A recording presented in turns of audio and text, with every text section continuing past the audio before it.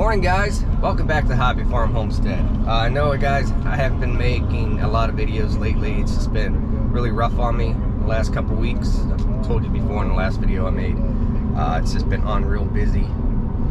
But starting getting a little bit organized here so I can start maybe picking the camera up, making more videos, and get caught up on stuff. So things that are in the works right now.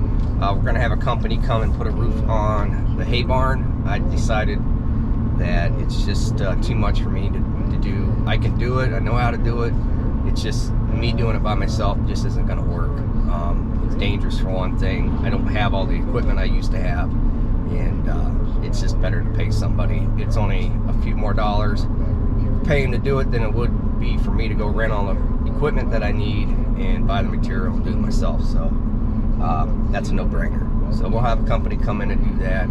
That'll free me up to do a couple other major projects that I wanted to get done this year that I didn't think I was going to get to. One is tearing down that old garage. Today I got a guy coming to look at the hay baler that's in there. It's our old Massey number 9. So if he gets that baler and gets it out of there, that project's going to start pretty rapidly here. We'll get that tore down and maybe we'll get a couple of those trees down. So you know, projects are moving forward. The 4-H projects, yesterday we got our chicks. I'll show those when we get back to the farm. The pigs are doing great. I'll give you a sneak peek of them right now. They're all approaching 200 pounds, so they're getting pretty big. Well, I'll have to give you guys an update on the pigs later today. There was a lot of people at the barn, some things going on, so I couldn't really get the video camera out.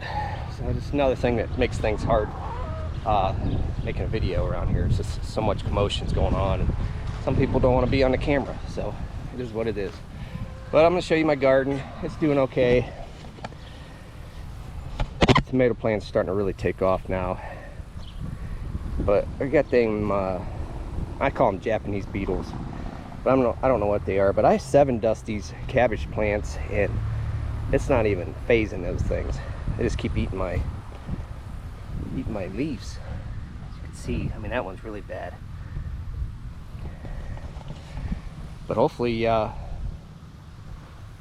that 7 dust will work, but right now it's not.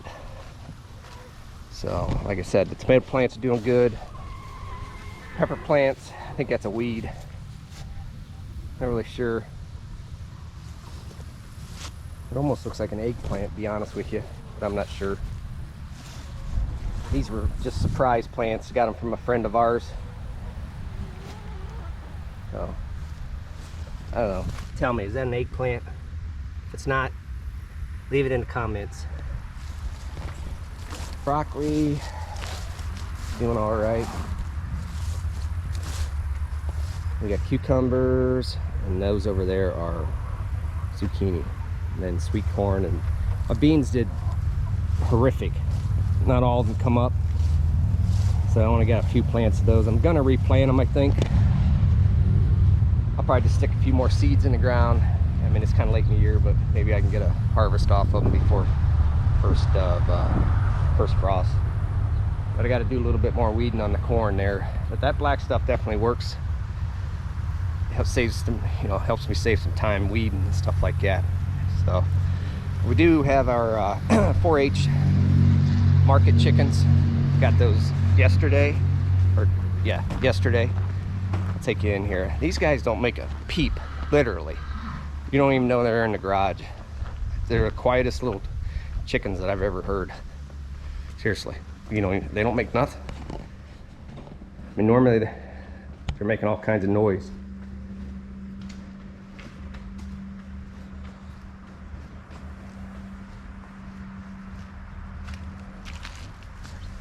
They are super quiet. They all look pretty healthy. Now these are the ones we'll take to the fair. Well, at least 6 of them.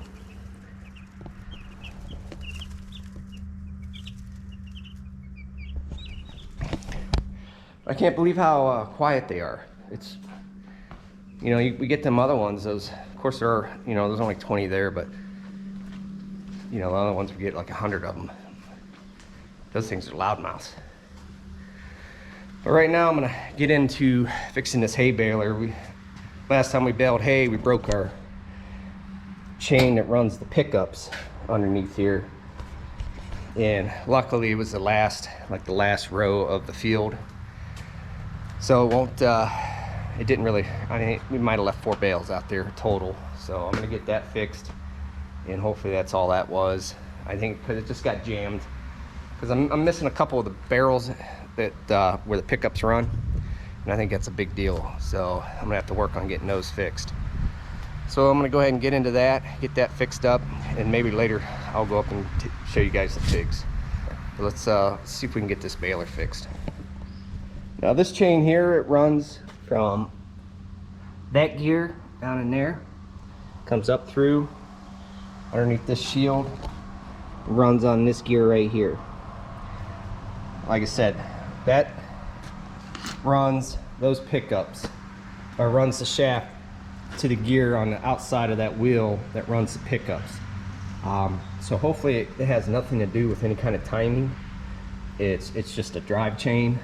So first thing I got to do is count how many links there are in this chain, and then I have the new chain right there. It's like a 2040 with 3/4 or 1 inch drop on it. So I'm gonna go ahead and count these and see if I have enough chain, or if I need to break some of this apart and put a couple master links in. So let's get at that.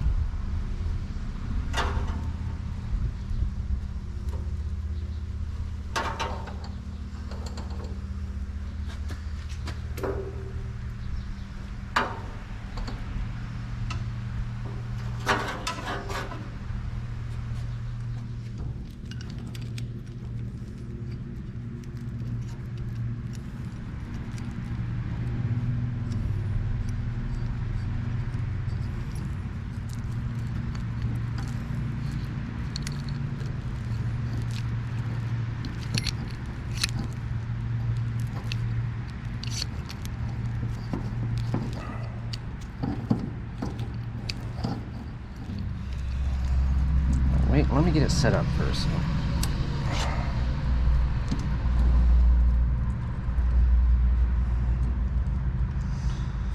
Alright, try it now.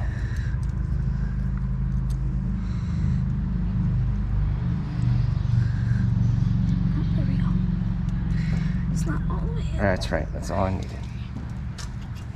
Okay.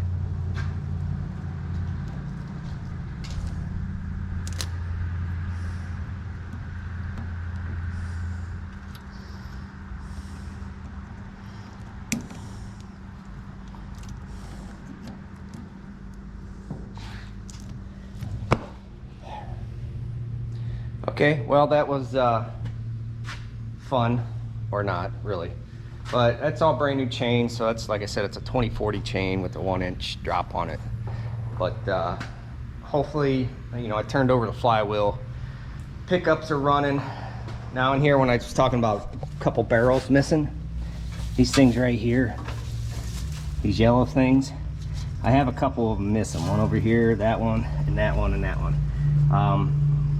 I think I can replace that one, and I think I can replace that one. But these two here, I can't, because there's a foot down on the bottom side that the bottom attaches to. Well, it's broke off completely, and you can't really, unless you fab something up and try to weld it on there, it's not really much you can do about it. I know it's not good to run without these, because the hay can get in there and get wound up, and it's a pain in the butt, but it hasn't. We've baled a few thousand bales through here so far, and they haven't got wound up in there. But this one right here kicked up and caught everything. I think that's what, you know, it broke loose from the bottom, and then it come up here, and then the sweep caught it, and I think that's what broke everything. So I'm gonna go ahead and clean all this stuff out of here and replace that one barrel. and that's it. So we're ready for our second cutting. Now I told you before, we fertilized, and then we had like a 2-week drought. I mean, it was crazy, but the last few days it's been kind of raining on and off, so it's helped it. But the hayfield's looking pretty good. So I think in about 2 weeks, we will be getting our second cutting done. So in that 2-week time frame, we have to get the roof done on that hay barn. So I'm trying to push that roofing company to get us worked in. They weren't booking until late September, and I was like, that's just not gonna work. So hopefully they can get out here and get us done. Then we can put hay up in there. And then they can do the other things I wanted to do to that, you know, just continue that loft all the way across, put a lean-to on the front of it for the chicken coop. I don't know if any of that will happen this year, but at least it's a start getting a roof on that barn. Projects just take kind of long time around here, just because they're not just small projects. They're things that normally you gotta have a crew to do, and I try to do it myself, and it takes a while. So it is what it is. Now my wife right now, she is taking Peanut to the trainers, so she'll about 6 to 8 months.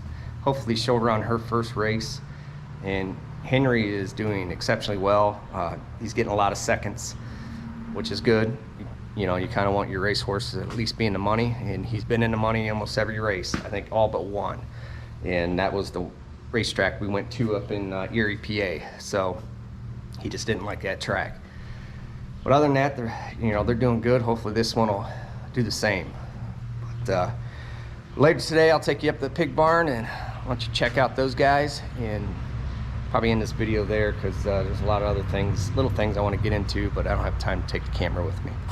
But I'll catch you guys up there in a little bit. All right, guys, we finally made it up here at the pig barn. So let's go ahead and start showing you the pigs here. This is Julia's pig. She's the heaviest one. She's about 215 pounds. This is the little black one. She's going pretty good. She's probably, I don't know, 130 pounds now. This is Sally, Wyatt's pig. She's about 130 pounds. This is a carcass pig. This is Slim. We got her on the automatic feeder right now. And this is Olivia's pig. She's 200 pounds exactly. So that's